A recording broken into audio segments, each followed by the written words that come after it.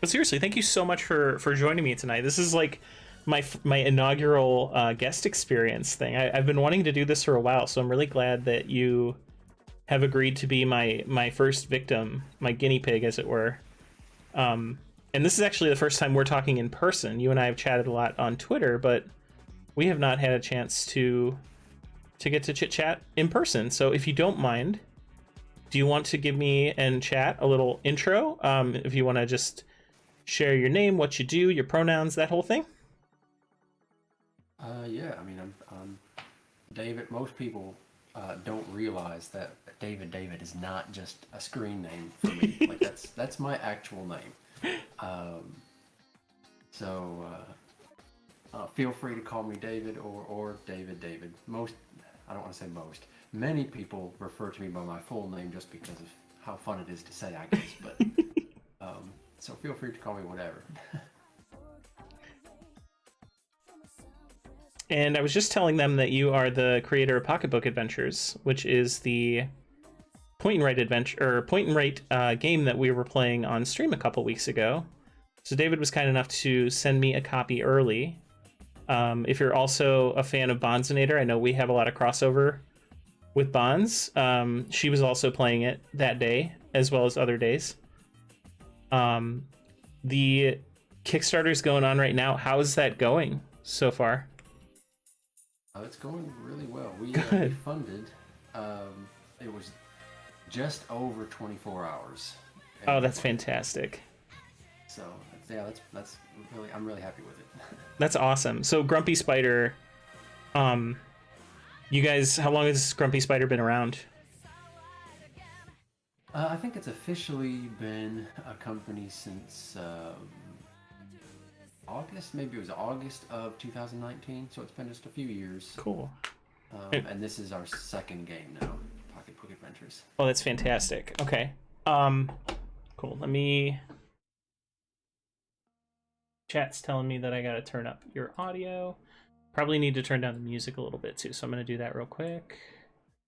And we'll That's adjust. probably a little my fault too. I'm trying not to talk too loudly because I've got a kid sleeping in the next room. That's so. okay. That's okay. We can make it work. I'll work with you here. I can always adjust Discord too. So if you don't mind, give me a little test. Sure. Can you hear it all right now? How we feeling with that? That better, chap?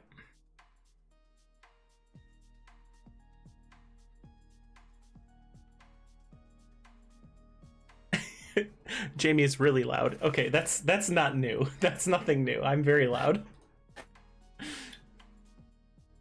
Okay, cool. All right, so I'm not sure if y'all missed the answers to those early questions, but David is the creator of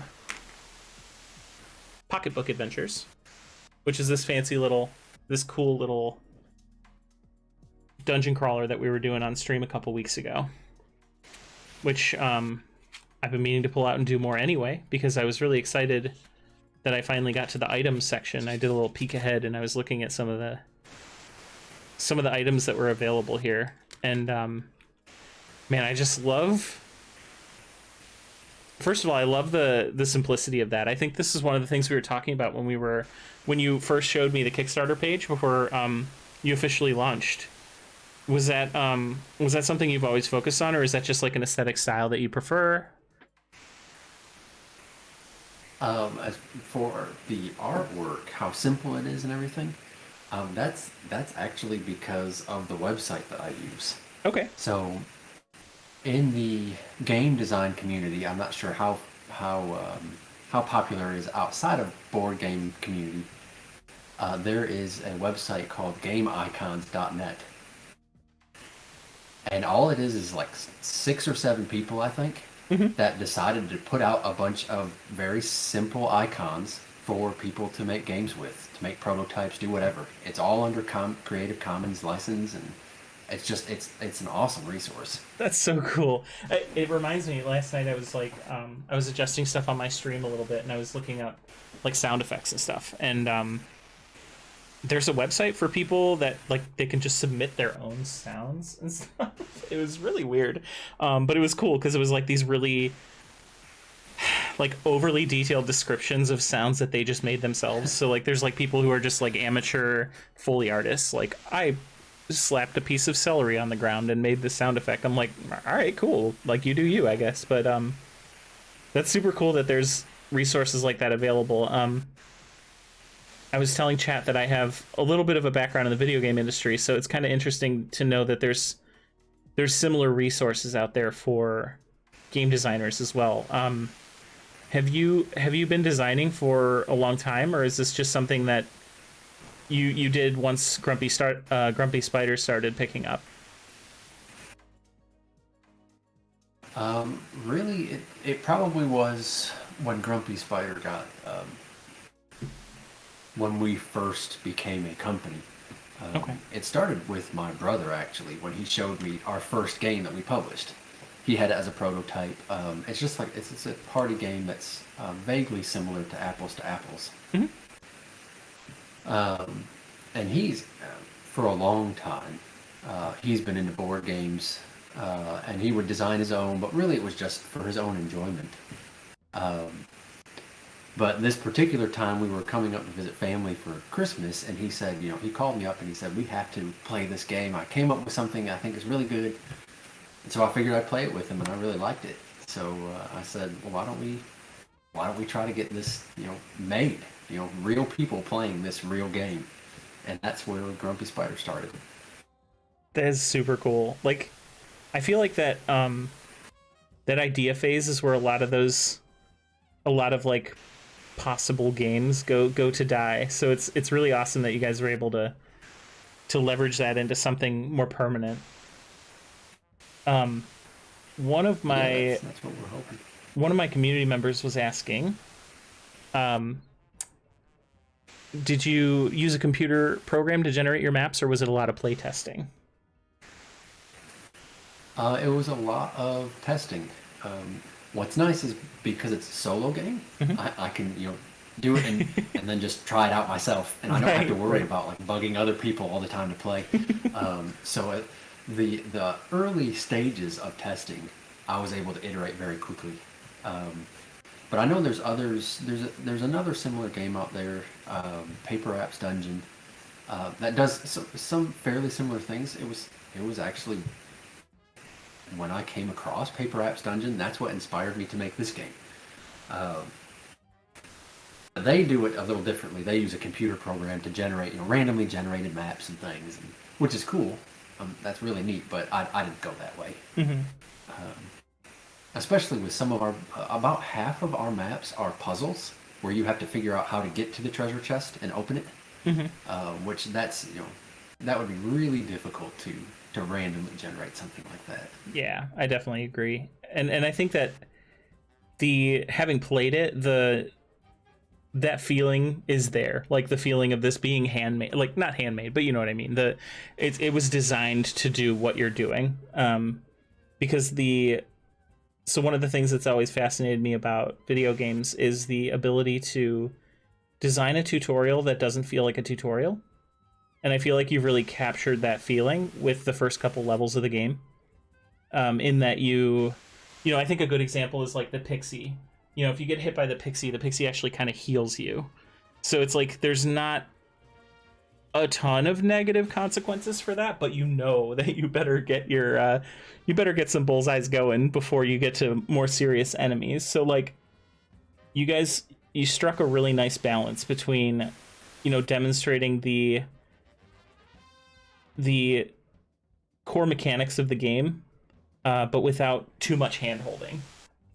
And I think that was just done really well. So I'm excited to to chat with you a little bit more about some of your thoughts on going through the design process and like maybe considerations you had. I feel like it could also be really hard to develop something like this that's accessible for a wide range of people.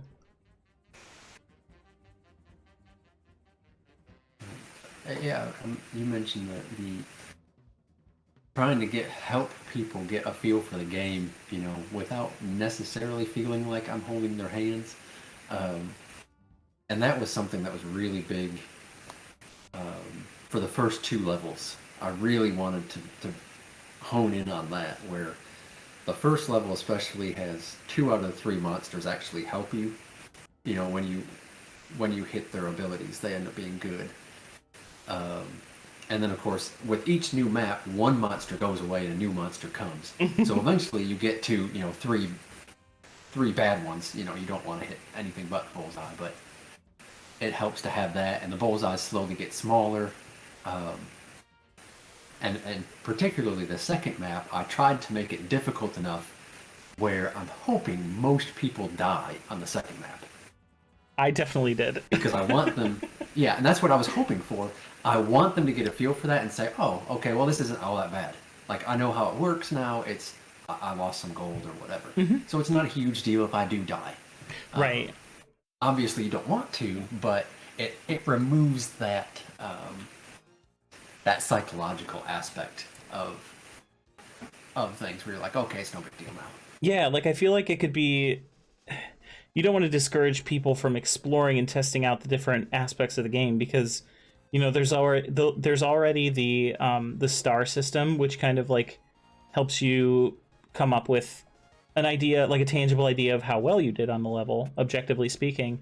But you don't want that to be the sole focus. So, like, I like that you, and I like hearing the, you know, your thought process behind it, because having done it and went through it, you know, like I said, I did die on that level, but knowing that that's kind of intentional makes me feel better, because I was like, oh, it's exactly how I felt. I was like, oh, this isn't as bad as I thought it was going to be. You know, you can recover from this pretty easily. So, job well done. Thank you. Yeah, I hopefully made it pretty clear to people who watched me play, and, you know, the people who are watching right now, that I was a big fan of this. And I think a big part of it for me, the one thing I always look at with gaming is accessibility, both in a literal and figurative sense. And money is always, you know, a thing that can be limiting to people who game, especially with, you know, every Kickstarter having a premium option now, and like the kind of the pressure to get the biggest and best and the newest thing. You know, it can be really... And I come from wargaming, which is like the worst of the worst when it comes to, you know, cost versus product. So I was really thrilled to see that, you know, you were able to get your product to $12. Was that kind of a focus for you? Yeah, it was a big one. I'm kind of the same way with you. I like as much as possible. Anyone who wants to get it can. That's what I'm hoping for. I'm fascinated by games that are very small. I don't know if you're familiar with the Button Shy line of games, like wallet games that fit in your pocket. Yes. And they're like $12. So that was one of the things I was like, well, if Button Shy can do $12 games, I can do a $12 game. That's like, awesome. That's such a good inspiration too. I love Button Shy games. Yeah, they're great. My partner she enjoys games. She's not the biggest gamer, but she even carries around a Button Shy game in her purse. So it's it's definitely, I feel like one of the things that really stuck out to me about Pocketbook is that, like, again, it draws in people that aren't necessarily your core gamers. You know what I mean? The people who have a game night every week or something like that. And I think the cool thing, you know, unfortunately here in Ohio, we don't really have good public transportation, but I was just in New York a few weeks back, and I'm like, man, I kind of wish I lived somewhere that had public transportation, because then I could play Pocketbook Adventures on the train or something like that, you know? So it's just, I don't know, it's just cool the thought you put into it, clearly. And the passion behind it is so evident. So it's really neat to see that even though there was something else on the market, you know, it wasn't intimidating to you to the point where you wouldn't do it. No, it was the exact opposite. Seeing that is what got me, you know, that other game. When I saw that, I thought, this is such a cool idea. Like, I want to do something just like this. Not just like it, but, you know, I want to do something like this. Mm-hmm. And so one thing, I was just talking to my chat about. One of them brought up the fact that they actually just got Paper App Dungeon in the mail today. Nice. But one thing I was curious about, and this is probably something you've already thought extensively about, is did you guys ever think about going like a print and play route or anything like that, or is that an option? I think there might have been one on the Kickstarter. There is, yeah. There's actually going to be a print and play option. What's nice about it is even though there's the whole book is just about 170 pages, so it's pretty thick. But because the pages are so small, you can fit 4 of them on a regular sheet of paper. I love it, and like honestly, despite like again, I'm sure the logistics and the production costs were a factor and everything, but this like genuinely does not feel. And you said this was a prototype copy, the one you sent me, right? So I assume the final copy is similar, but like this, it's sturdy. Like I genuinely feel like I could put it in my pocket and it won't fall apart or anything like that. So I mean, it's just you guys did a really great job of like hitting that middle line between value and cost. It feels like, and I hope that's true. For your sake, because I know Kickstarters can be tricky. I'm sure producing anything at that volume can be tricky. Did you guys have any specific challenges or anything as you went along that like if you had known about it ahead of time, like is there anything you would have told yourself before the Kickstarter to be on the lookout for? I think the biggest thing was with the producing the prototypes themselves. Mm-hmm.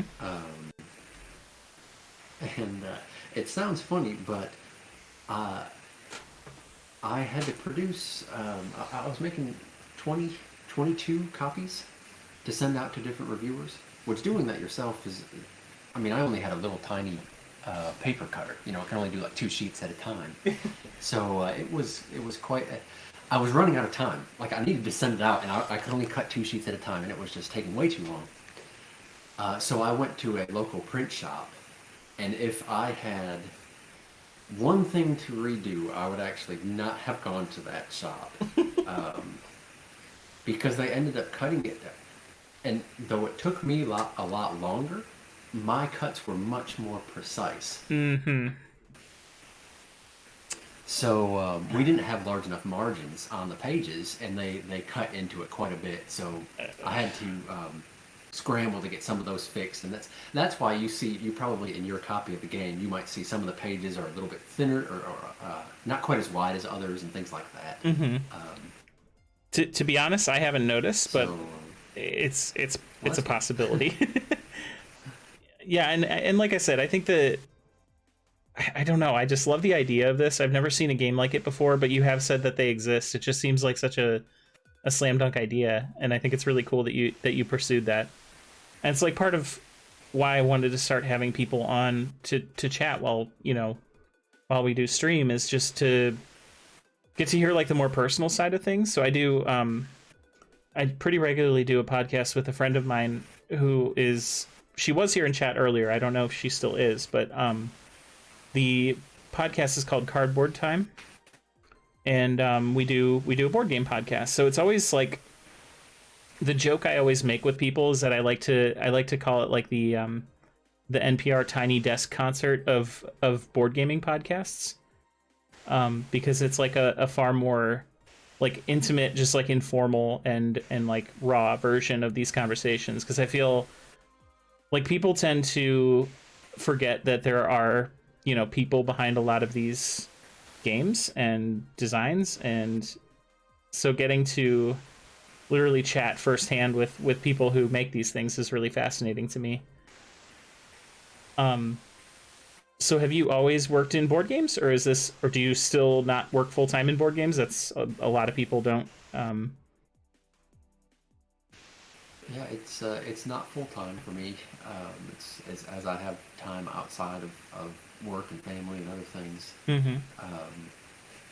So one of the reasons why this is only our second game, on in our third year of being a company, um, because it's more on the side, and really I wasn't even all that into board games until my brother showed me Rucksack, the first one that we ended up publishing.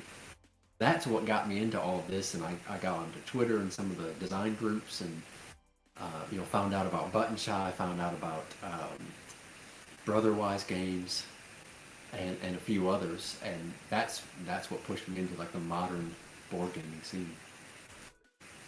It's like a culture shock if if you don't know about it already, and you just get into it. Like I always tell people about coming home from PAX last year. I was in TSA, and I was wearing a shirt from PAX, and the TSA agent, I'm standing there because I got selected randomly or whatever, and she's just making idle chat, and she's like, "So I keep seeing people with these PAX shirts. What does that mean?"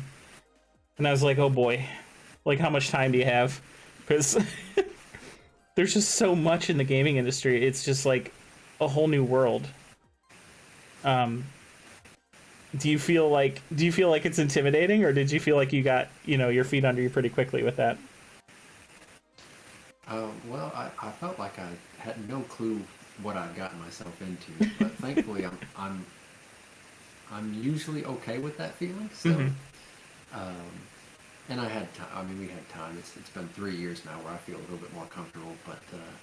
But yeah, I had no idea that this whole community was as large as it was, and there's subreddits and Facebook groups and hundreds of them, like just completely dedicated to specific aspects of board gaming. It's wild, isn't it?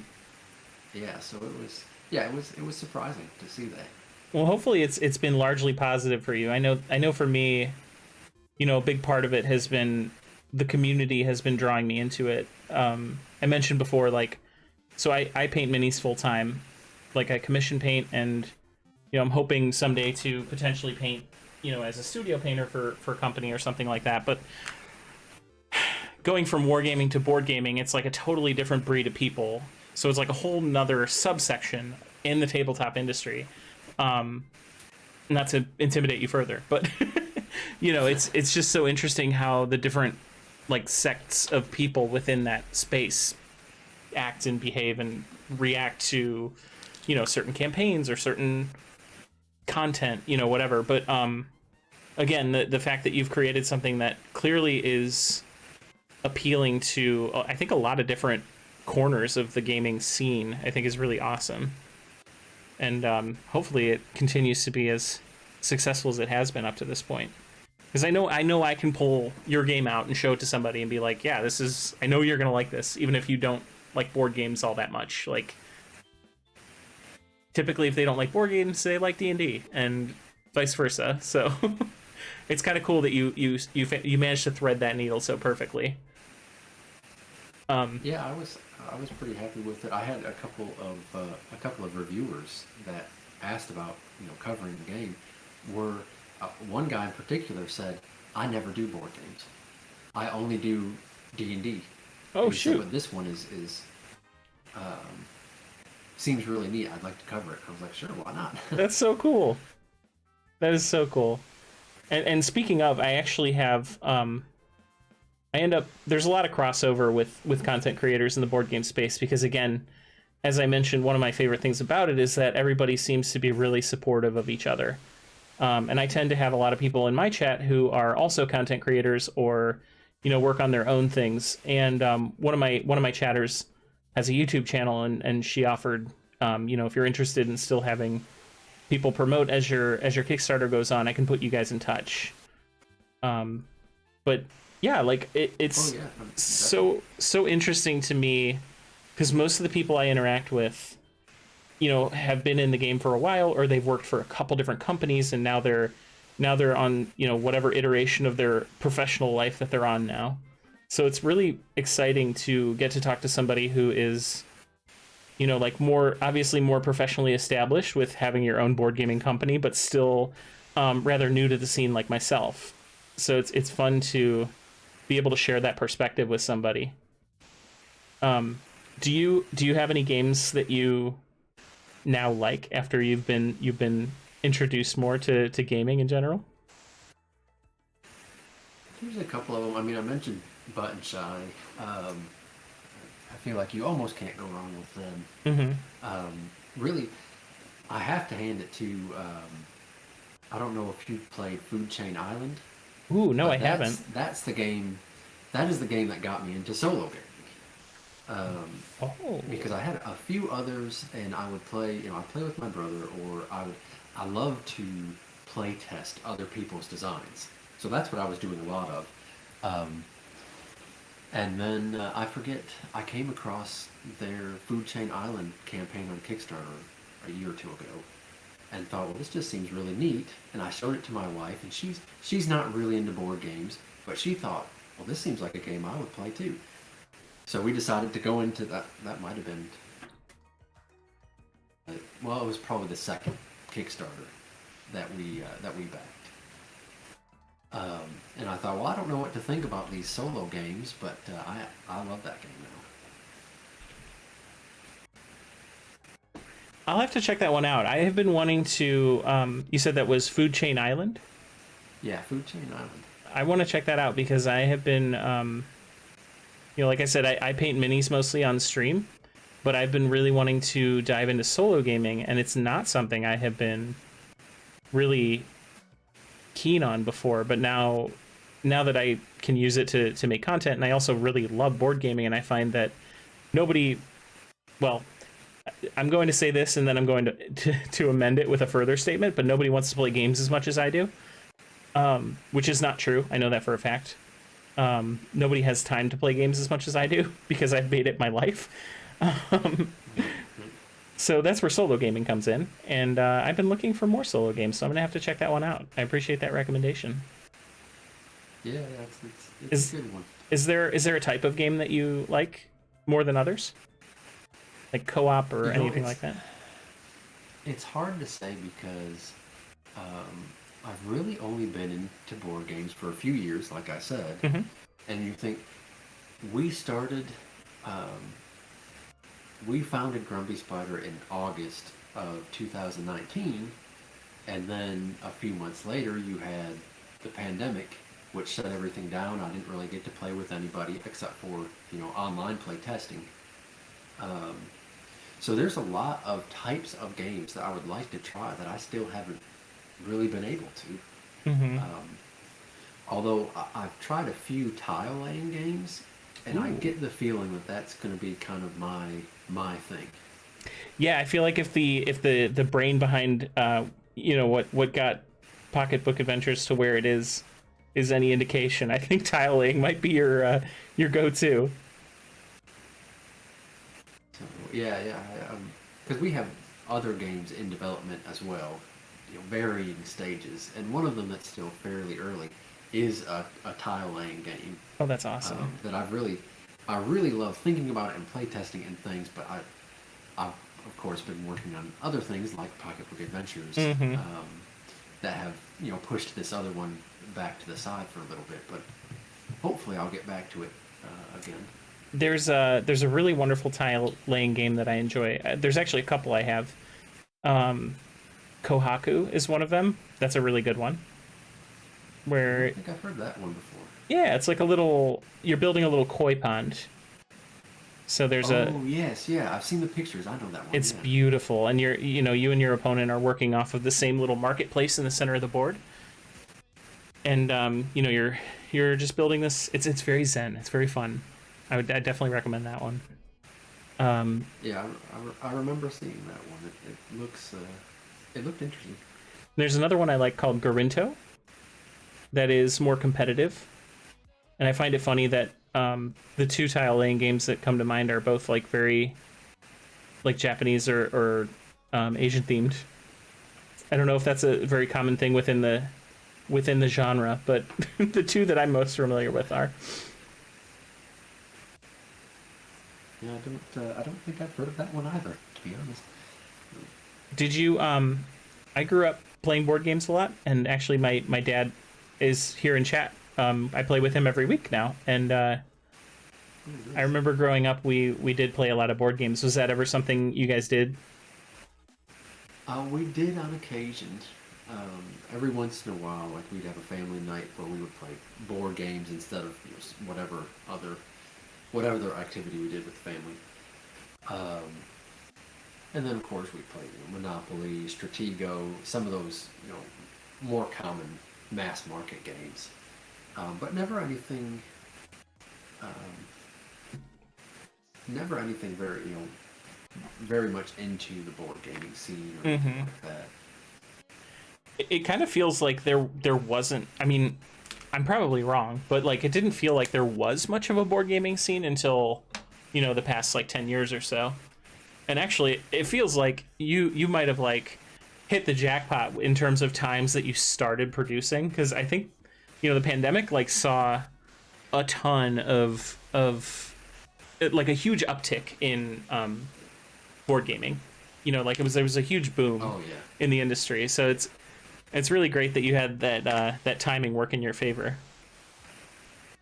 Yeah, I think so. I mean, and on top of that too, I mean, not only has board gaming as a hobby increased because of all that, but solo gaming as a subset of that hobby really took off in 2020 for obvious reasons. And that's actually what got me into that's what got me into solo gaming.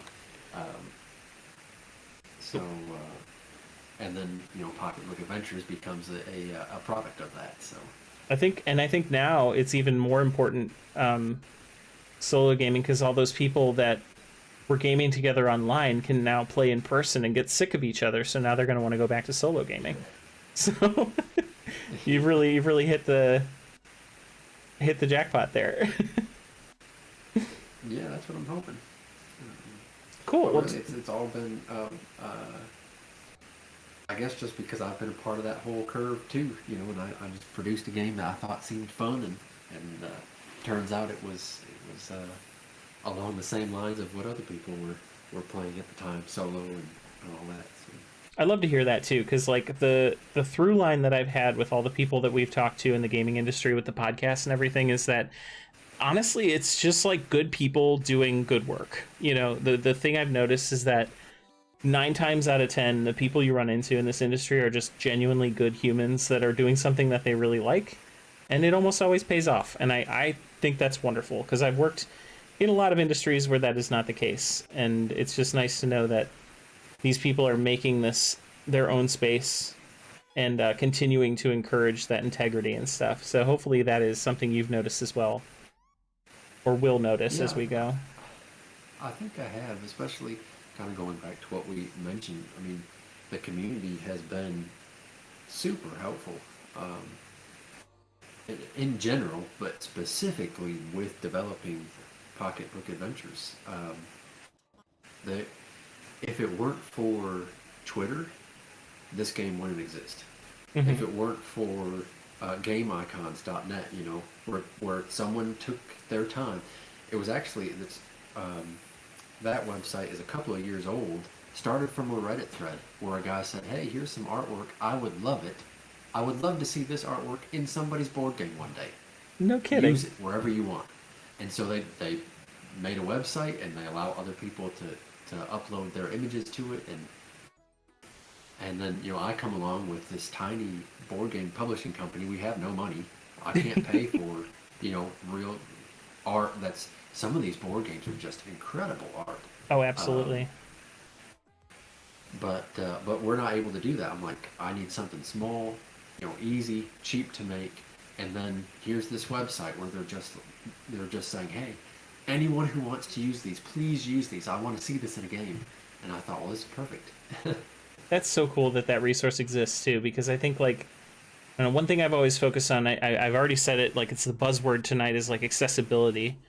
And I think that extends to creators too, right? Because the only way you're able to keep the focus on accessibility as a creator is if the accessibility exists for you in terms of cost too, right? So, it might have been a different story if you had to go through and pay for every single one of those icons. And I think it's probably safe to say that having the presence of those icons was also kind of an inspiration for you to continue. It really was. I mean, I had thought before, originally I thought, well, I can use these for the prototype and try my hand at this. I am not an artist, Hmm. but maybe I'll try and see what happens. And and it looked terrible. so so I said, you know what?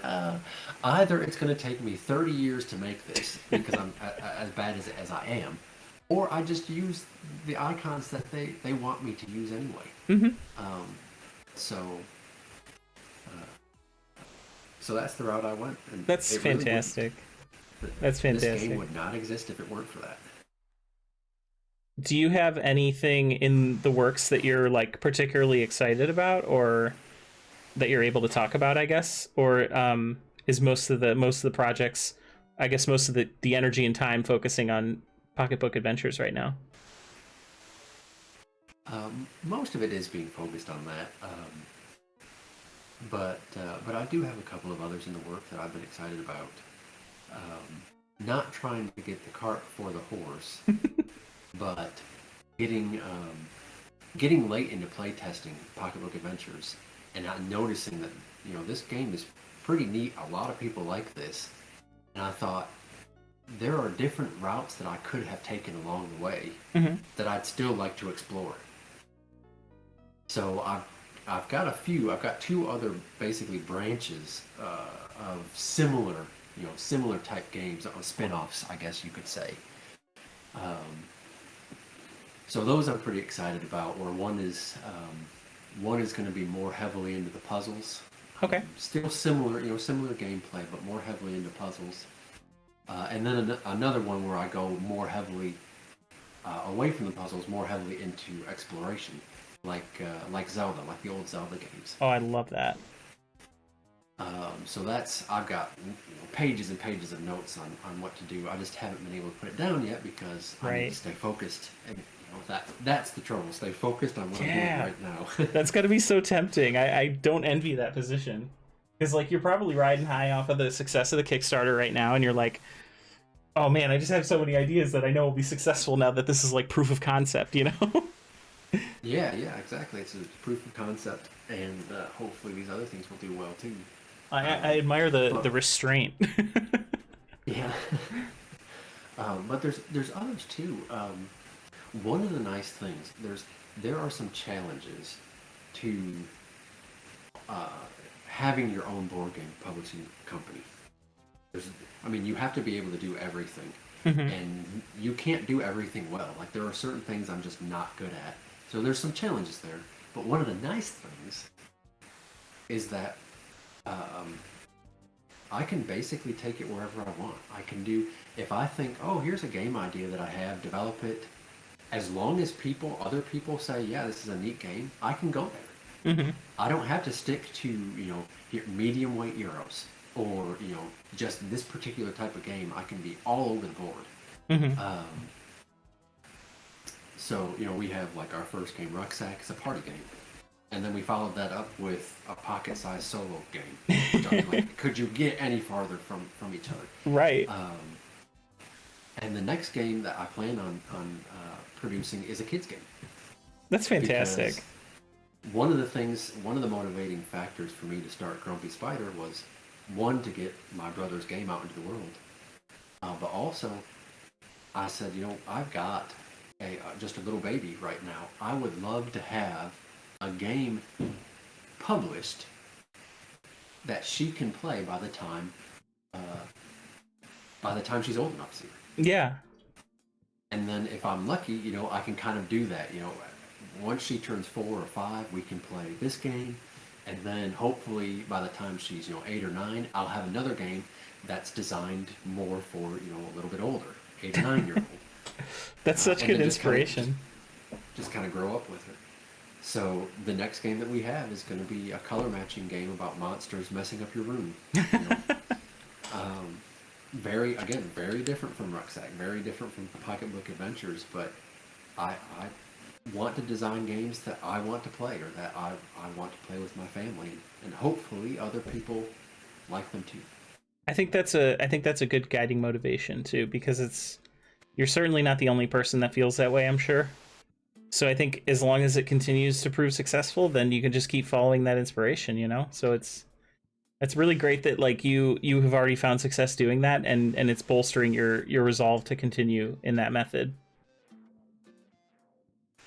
Yeah, yeah. And I mean, I've said before, I mean, Grumpy Spider may never be a large company, and we may never even be able to produce another game for all I know. I hope that's not the case. But it's possible. But either way, um, I've designed some of these games. I really enjoy that process, and even just to be able to play it with my family, with my kids one day, I think will be really special. And like I said, I think that's going to be something to cherish, you know, regardless of, like you said, the level of success you achieve. But obviously, I hope there is a degree of success, because then you could make it a full-time thing. You know, I'm sure that's where your head's at a lot of times. So, you know, I think Yeah, yeah. Obviously hoping for that, but yeah. is there a story behind the name of Grumpy Spider? There is. It's a family thing. Um, so my brother, not the one that I started the company with, but another brother, when he was very little, he would come up with these outrageous stories. We're talking like 3, 4 years old, you know.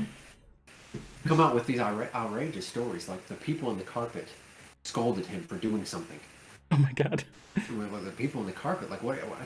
Well, one of the things that he came up with was the Grumpy Spider, and he would tell these intricate stories for a 4-year-old anyway, an intricate story about how, oh, the Grumpy Spider did something, you know, did this, did that, and it just kind of became a family thing. That's amazing. So we started this game, and we thought of, okay, well, what are some of the ideas?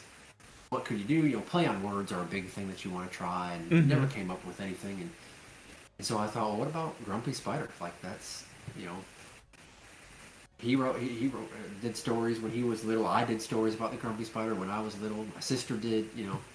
So Yeah, there's lore, you know. yeah, yeah. So there's plenty to go on there, That's and we liked it, so that's what we did.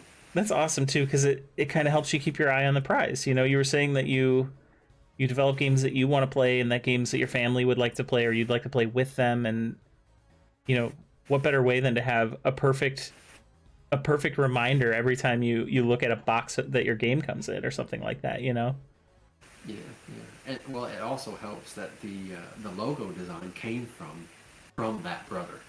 Oh, that's awesome. That was going to be my next He question. just so happens, yeah, he just so happens to be a graphic designer, so Oh, that's so that fantastic. helps out. Um,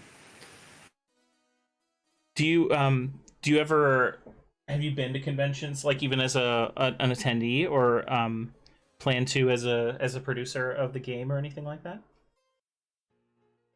I have not been to any conventions. I would like to go, but just like I said, for a while, you know, we started it in the summer of 2019, and then for the next year and a half or 2 years, it was gone. You know, like Right. you couldn't go to a convention, and then of course, you know, family and life, you know, Yep. come along. So no complaints, but I've not been to a convention. Yeah. That's the only reason I ask, is just because that's where I spend a lot of my times, and it's a lot of fun, and it's always such a hard choice to make. I think as I imagine it's a hard choice as somebody who produces games, because the cost associated with a lot of these is like, it's significant, and you know, it's not always going to guarantee that you're going to get the return. So it's, you know, especially for more independent operations, it's, you know, it's always such a risky move. So you never know. Yeah, yeah, it can be tough. I'm sure. I'd like to go to some. Well, first off, I'd like to go to some just to see what it's like, and then kind of get a feel for, okay, well, how would I do a booth if I did one? You know, things Yeah. like that. So, Yeah. but Little yeah, fact-finding mission. yeah. So is it does your brother then have any, like, do you guys still work together, or is it mostly just you working for Grumpy Spider, or how's that all shake out? It's mostly just me. He does help out a little bit in the background.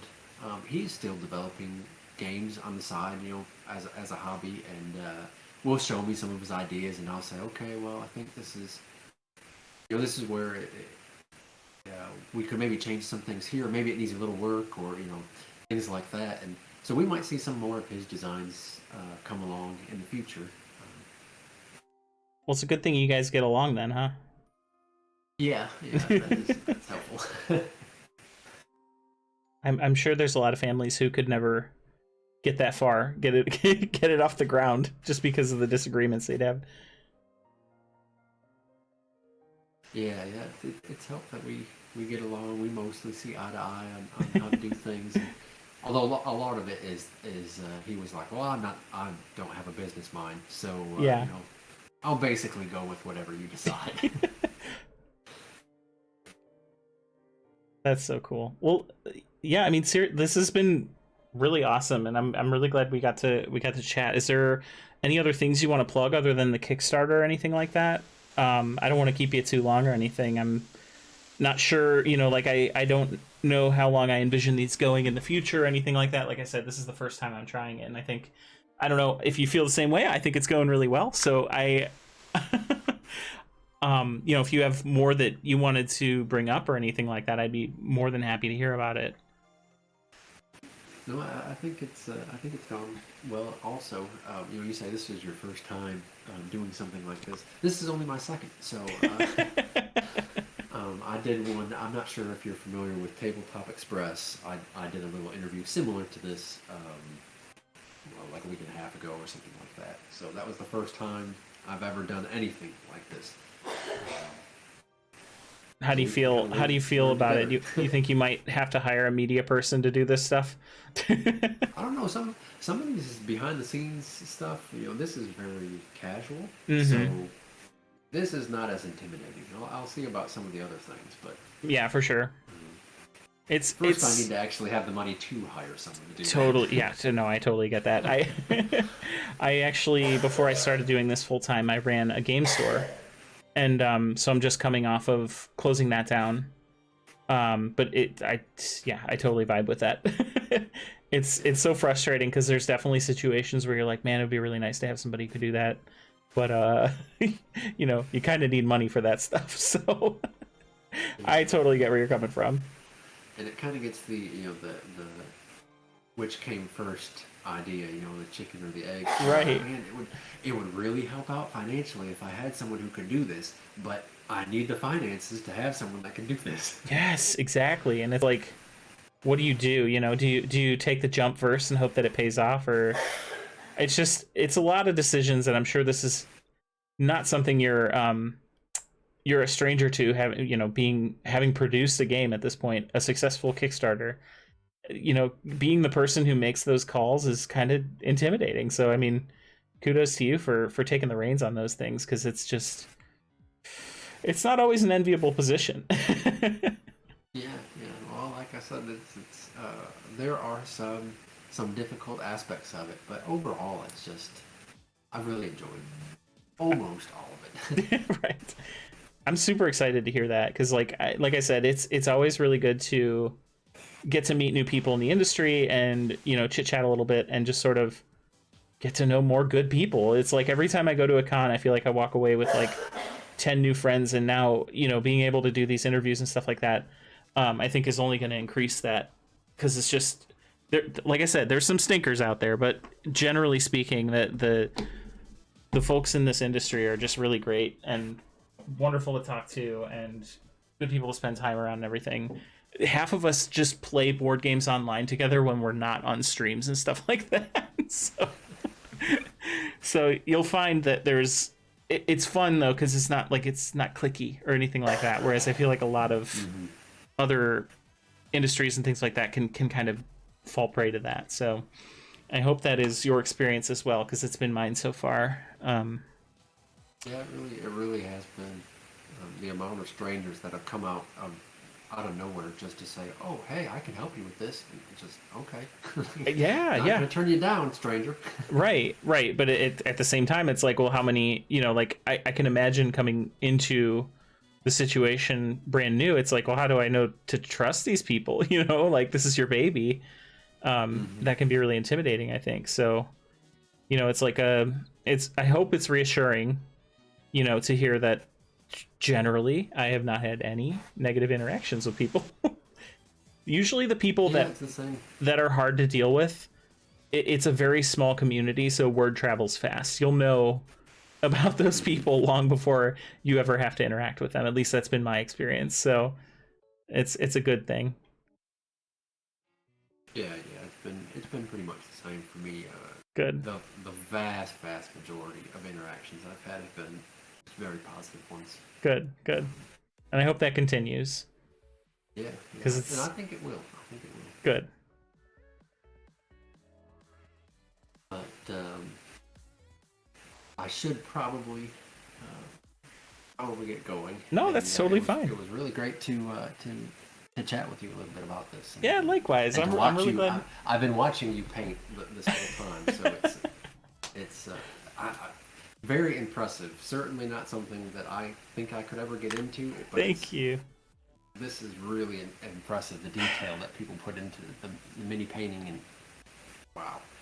Yeah, speaking of pandemic, you know, like things that came out of the pandemic that are actually positive. This is one thing that, you know, I really doubled down on at the beginning of the pandemic, and it really helped kind of like keep me centered throughout the whole thing. So it's now become my job and hopefully my long-term career if all goes as planned. So yeah, I can imagine it's very mostly a very calming thing. Oh, absolutely. To sit and focus on something, you know, and yeah.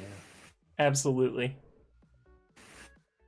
Well, like I said, I don't want to keep you any longer. If you got to get going, I am so glad that we had this chance to talk for a little bit, and thank you so much for working through this whole process with me, because it's been a learning experience for me too, and I'm glad it went as well as it did. So, you know, like I said, I'll reach out to you with the contact info for my other friend in chat that was wanted to touch base with you. And like as you're going through your Kickstarter or anything like that, any other opportunities come up, please don't feel like a stranger. I would love to have you on again, or just to chit chat or whatever. You can always reach me through multiple avenues now. So yeah. Well, thanks. I've enjoyed talking with you. So. Yeah, likewise. Thank you so much.